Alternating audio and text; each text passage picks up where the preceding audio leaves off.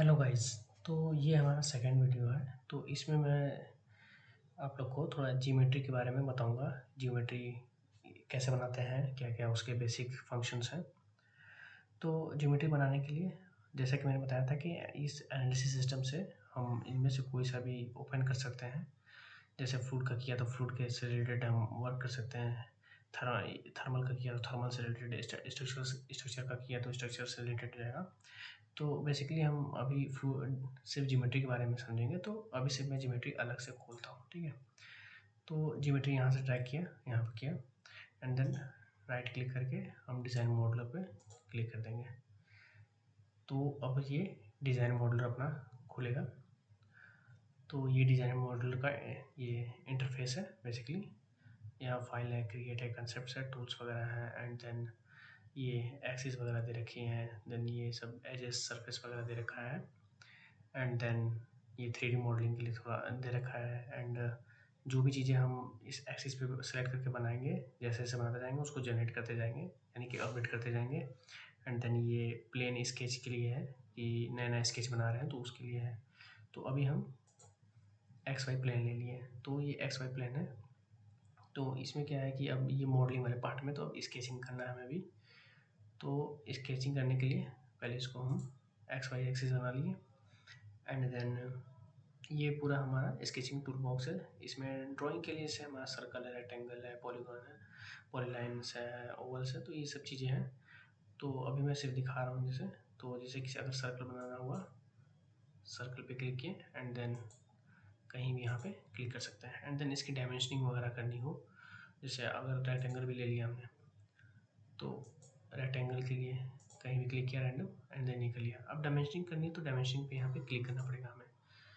तो डायमेंशनिंग के लिए अगर जनरल ले लिया तो ये ऑटोमेटिक सेट करता चला जाएगा, आपको डायमेंशन से देना होगा। हॉरिजॉन्टल पे क्लिक करें तो सिर्फ हॉरिजॉन्टल वाली डायमेंशनिंग हो जाएगी। उसी तरह से ये सब अपना अपना अलग अलग फंक्शन है।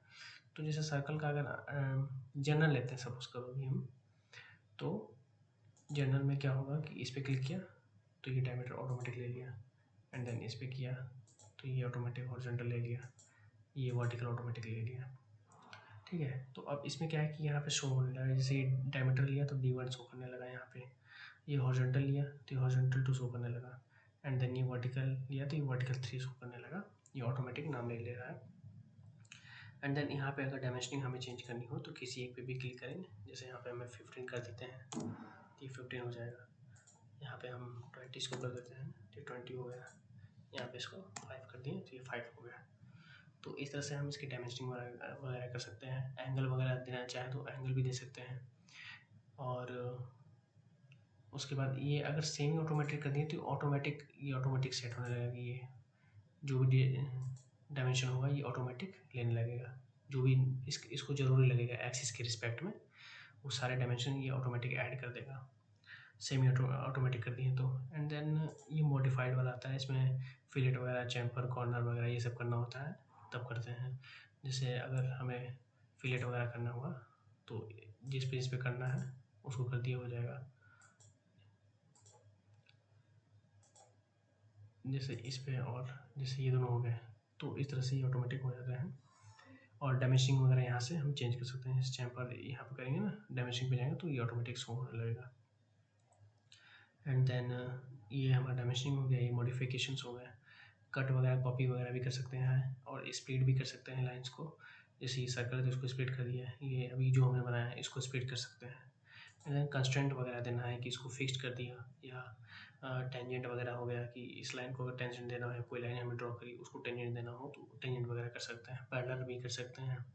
सपोज अगर ये कुछ एंगल पे होता है और इसको पैरेलल करना होता है इसके, तो पैरेलल भी कर सकते थे हम लोग। सिमेट्री ऑब्जेक्ट भी कर सकते हैं, मिड पॉइंट वगैरह, कोइंसिडेंट वगैरह भी कर सकते हैं इसमें।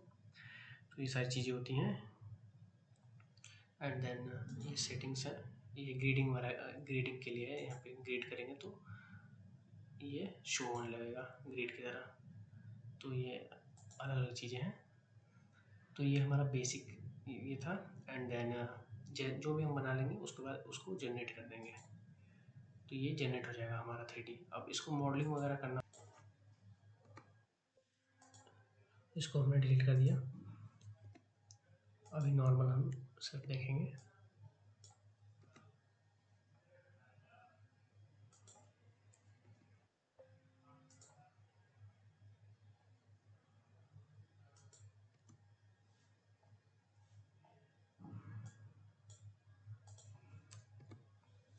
अब हम सिर्फ सर्कल को भी इसको एक्सट्रूड करते हैं।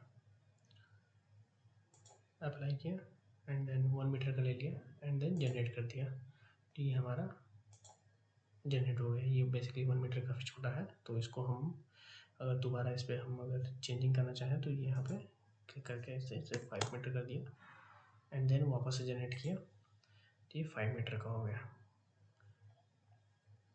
इसको थोड़ा और बड़ा कर देते हैं, 50 मीटर कर दिया इससे, तो ये हो गया हमारा जनरेट 3D मॉडलिंग। तो इस तरह से ये बेसिक है कंसेप्ट। सरफेस वगैरह भी करना हो तो हम कर सकते हैं। यहाँ पे जैसे डेप्थ वगैरह दे रखा है, यहाँ पे थिन दे रखा है तो नो है, तो इस नो पे अगर हम हटा करके यस कर देंगे तो एंड देन बाकी हमें यहाँ पे थिकनेस वगैरह देनी होगी, तब जाकर ये थिकनेस वगैरह भी हो जाएगा। तो आज इस वीडियो में बस इतना ही। अब नेक्स्ट वीडियो में पर्टिकुलर हम बना कर देखेंगे, थोड़ा स्ट्रक्चर एनालिसिस भी करके देखेंगे। तो सो थैंक यू गाइस।